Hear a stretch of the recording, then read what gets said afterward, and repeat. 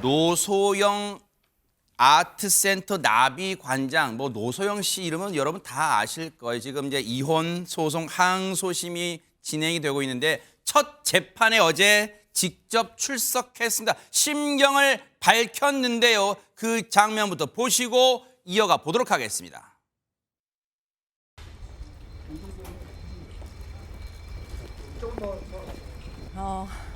오랜 30여 년간의 결혼 생활이 이렇게 막을 내리게 된 거에 대해서 참담하다고 말씀을 드렸고요. 그리고 또한 기회를 빌어서 우리 가정의 일로 국민 여러분들께 많은 심려를 끼친 거 너무 죄송하고 민망하기 그지없습니다. 다만 바라는 것은 저의 이 사건으로 인해서 가정의 소중한 가치가 법에 의해서 지켜지는 그런 계기가 되기를 바람하지 않습니다. 감사드립니다. 예, 아트센터 나비 퇴거 요구 관련해서는 혹시 한 말씀 부탁드립니다. 뭐 적정 위자료나 지분에 관해서는 어느 정도라고 좀 생각하세요? 나오지 마세요. 나오시면 안 됩니다. 백성문 변호사님, 네. 말 그대로 본인도 그런 얘기했습니다만 표정에서도 참담함 신경이 좀 느껴지네요. 사실 SK 최태원 회장과 노소영 관장 사이의 이혼 소송의 1심에서는 뭐 우리가 생각하는 굉장히 큰 금액이 인정된 것처럼 보이지만 사실상 노소영 관장이 완패였습니다. 그래서 항소를 제기를 했고요. 또 최태원 회장 같은 경우는 위자료 액수가 너무 많다고 같이 항소를 제기한 건데 이제 어제가 변론길이 아니고요. 변론 준비길입니다. 그게 뭐냐면 이제 앞으로 재판을 진행하면서 어떤 증거, 어떤 증인들을 불러서 확인할지를 계획을 세우는 날이에요. 근데 사실 지금 노소영 관장과 최태원 회장은 1심에서도 본 것처럼 서로 이혼하겠다는 의사는 이제 동일한 상황 아니겠습니까? 그런 경우에 원래 당사자가 나올 이유는 거의 없죠. 변론 준비길뿐만 아니라 변론기일도 나올 필요가 없습니다. 보통 변호사들끼리 알아서 하는데 노소영 관장은 제 개인적인 생각으로는 어제 변론 준비길에서 판사에게 무슨 말을 하고 싶었다라기보다 언론을 통해서 기자들을 통해서 국민들한테 본인의 심경을 밝히고 싶었던 것 같아요. 네. 그래서 전 출석했다고 보이는데 그러니까 어제 사실 가장 의미심장한 부분은 가정의 소중한 가치가 법에 의해서 지켜지는 그런 계기가 되길 바란다. 그러니까 1심 판단이 부당하다. 국민들에게 호소하는 그런 의미로 어제 좀 이례적으로 변론 준비길에 출석한 것으로 보입니다. 지금 보세요. 조영은 원장님이 이제 그 아까 영상 보셨을 때 노소영 저는 이제 아마 시청자분들 그런 생각 하셨을 거예요. 처음에는 언뜻 보면 초반부 영상 보면 이래저래 좀 밝은 표정인가 하셨을 텐데 그 심경을 쭉 밝혀 나가면서 표정 변화를 보니까 조영은 원장님 순간 울컥하는 장면도 있는 것 같더라고요. 네, 그렇습니다. 저 노소영 관장님이 사실은 전 대통령의 딸에 한때는 재벌가의 안주인이었고 또 본인의 스펙도 굉장히 화려합니다. 그렇죠. 스탠포드 대학에서 석사를 하고 관련 영역에서 뭐 초빙 교수로 일을 하고 또 자녀 셋까지 아주 잘 키웠다고 유명하죠. 우리가 볼 땐 정말 모든 걸 다 가진 것 같은 분이지만 제가 볼 때는 가장 중요한 게 없어요. 가장 신뢰받고 가장 의지할 수 있는 대상과의 관계를 잃어버리신 거죠. 그 참담함을 어떻게 말로 설명하겠습니까? 저는 굉장하게 큰 슬픔이 좀 느껴집니다. 그럴 거 있어요. 네. 근데 장유미 변호사님, 앞서 이제 백성문 변호사님 설명처럼 변론 준비길, 정식 재판도 아니고 변론 준비길에 당사자가 직접 나오는 게 이례적이라면, 자, 그렇다면 이제 이미 쉽게 말하면 엎질러진 물이에요. 그러면 자, 이제 소송이 붙는 거예요. 항소심이에요. 혹시 노소영 관장 입장에서는 이제 법적 투쟁이다, 이제 싸움이다. 그걸 뭘 얻어내고자 하는 게 혹시 있어요? 있습니다. 재산 분할에 집중할 수밖에 없어 보이는데요.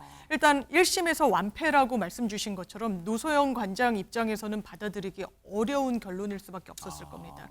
일단 위자료 1억이 인정이 됐는데요. 보통 가정에서의 이혼 소송이라면 상당히 많은 액수라고 할 수 있지만 이 상대방인 전 배우자의 재력을 생각했을 땐 큰 액수라고 보기 어렵고 재산 분할은 665억 원이 인정됐지만 여기에 중요한 부분이 빠졌습니다. 뭘까요? 빠진 것은 이른바 SK 주식입니다.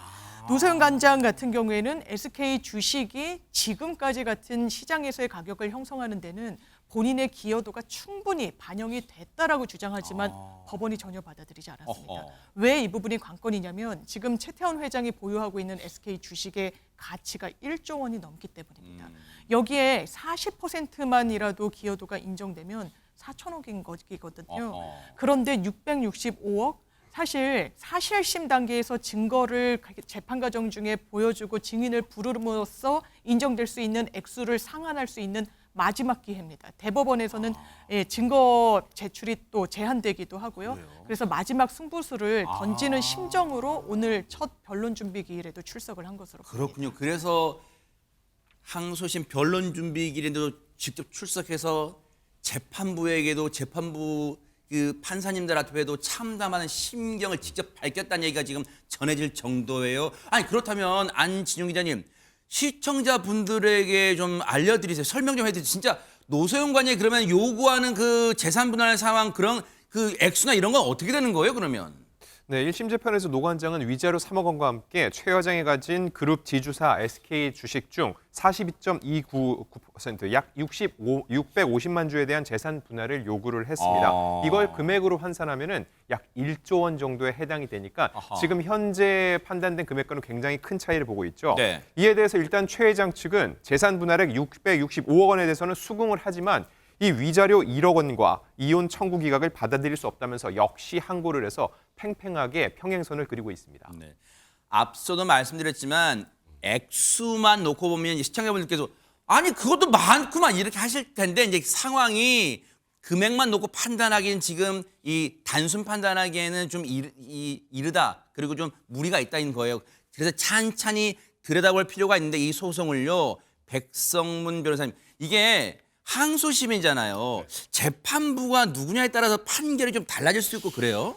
저는 좀 조심스럽게 예측을 해보면 1심 판결이 뒤집힐 가능성 거의 없습니다. 예, 통상적으로 지금 이 주식 같은 경우 재산 분할 대상에 포함을 시키면 경영권 분쟁 문제도 생길 수 있고요. 그리고 또 특유 재산이고 이 재산 형성의 기여도를 인정하기가 현실적으로 좀 어렵습니다. 그래서 통상적으로 이렇게 재벌가의 이혼 사건과 관련돼서 아니면 회사 대표 이혼 사건과 관련해서 대부분 주식이 재산 분할이 대상 경우는 거의 없고요. 현실적으로 이 부분은 좀 인정되기 어려울 것 같은데, 근데 아마 노 관장 입장에서는 그런 부분도 있을 거예요. 만약에 그냥 지금 이 665억 원만 인정이 되면 만약에 최태원 회장이 지금 현재 살고 있는 뭐 김희영 씨죠. 김희영 씨하고 만약에 법적인 부부가 된다고 한다면 그쪽이 상속 재산이 만약에 최태원 회장이 사망하면 상속 재산이 그쪽이 훨씬 많아지는 그런 문제들이 생긴다는 것. 이런 부분들에 대한 불합리를 주장하시는 것 같은데 일단 뭐 우리나라 법원의 지금까지의 판단 그 판례들을 좀 이렇게 종합해서 생각을 해본다면 현실적으로 1심 판단에서 재산 분할 액수가 뭐 드라마틱하게 확 올라가거나 떨어질 가능성이 높아 보이지는 않고 오히려 네. 위자료 부분이 1억이었잖아요. 네네. 근데 우리가 보통 이혼 사건에서 위자료 인정되는 걸 많이 봐야 한 5천만 원 정도를 보는데 위자료를 1억이나 인정했다는 건 사실 좀 많은 편이에요. 뭐 재벌 회장이라고 위자료를 많이 내야 되고 이런 곡은 아니니까 그 부분이 오히려 변경되면 변경될 가능성이 있지 않을까 그건 제 개인적인 생각입니다. 자 이런 가운데요 안진용 기자님 느닷없이 방 빼라 이런 말이 나온다는데 이게 무슨 얘기예요 갑자기? 네, 노소영 관장, 아트센터 나비의 관장이죠. 네. 그런데 이 퇴거를 요구하는 소송 역시 진행이 되고 있습니다. 왜냐하면 바로 SK 본사 서린빌딩 4층에 위치하고 있기 때문이죠. 지난 8일입니다. 서울중앙지법에서 SK이노베이션이 아트센터 나비를 상대로 제기한 부동산 인도 청구 소송의 첫 조정 기일이 열린 겁니다. 여기서 노 관장의 변호인 측은 노 관장 개인보다는 미술관의 대표자라는 사실이 중요하다고 강조를 했고요. 미술관은 미술품을 보관하는 문화시설이다. 그래서 그 가치가 보호돼야 하고 근로자의 이익을 고려할 책무와 책임이 있기 때문에 퇴거는 어렵다는 입장을 전했는데 네. 그러면서 이렇게 퇴거하게 되면 미술품을 둘 곳도 없고 직원도 모두 해고해야 한다. 이혼을 한다는 이유로 이렇게까지 해야 하냐면서 토로했습니다. 네. 자, 이에 대해서 SK이노베이션 측은요. 네. 오히려 노 관장 측이 시간을 끌고 있다는 거예요. 이게 무슨 얘기냐? 네. 아트센터 나비는 2019년 9월을 기점으로 이미 임대차 계약이 종료됐다는 거죠. 결국은 무단으로 공간을 점유하면서 노 관장의 개인적 소송인 이혼 소송과 이번 건을 연관짓고 있다고 얘기를 했고요. 또 결국 사무실을 비우지 않아 임직원들의 불편은 물론 경영상 손실도 크다고 반박했습니다. 장유민 변호사님 네. 감성적, 동정적 그런 감정을 일단 배제하고 이 소송 지금 SK 본사 4층에 있는 이 나비 이 아트센터 나비 이 여기서 퇴거해라 이 소송은 어떻게 조심스럽게 전망해 볼 수 있을까요? 이거는 법대로 하자는 거예요. 이게 부부 관계가 아니라 이 법인에게 대여를 해준 거, 그 임대차를 놔준 거 아니겠습니까? 네. 임대차는 당연하지만 계약 기간의 종료 시점이 있습니다.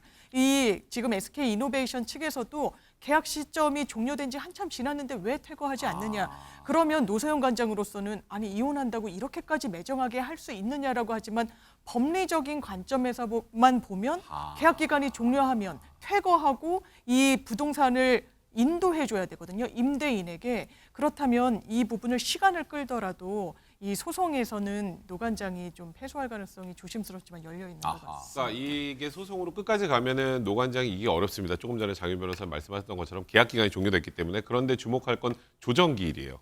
조정기일이라는 거는 법대로라기보다 양측 합의하에 정리하는 과정이에요. 그러니까 이제 노소영 관장 입장에서는 야 이혼한다고 이렇게까지 해? 라는 게 이제 어찌 보면 감성적으로 접근하는 건데 일단 SK 이노베이션 측에서는 이전을 한다면 그간에 예를 들어서 뭐 임대료 같은 거가 미납이 됐다거나 막 그런 부분들도 이전할 때 이전 비용이라든가 이런 것도 추가해서 합의해서 지급할 의향이 있다라고 하니까 지금 조정기일이 열린 거거든요. 그러니까 조정기일에서 무조건적으로 우린 퇴거할 수 없다라고 주장하기는 좀 쉽지 않을 거고 다만 이제 이곳에서 나간다고 하더라도 나비에서 현금 자산이나 많고 뭐 이렇다면 이동한다고 미술품 보관할 곳이 없거나 뭐 직원을 꼭 해고해야 되는 건 아니거든요. 그래서 일단은 지금 감성적으로 접근하고 있으나 저는 개인적으로 조정이 좀 정리가 되지 않을까 싶습니다.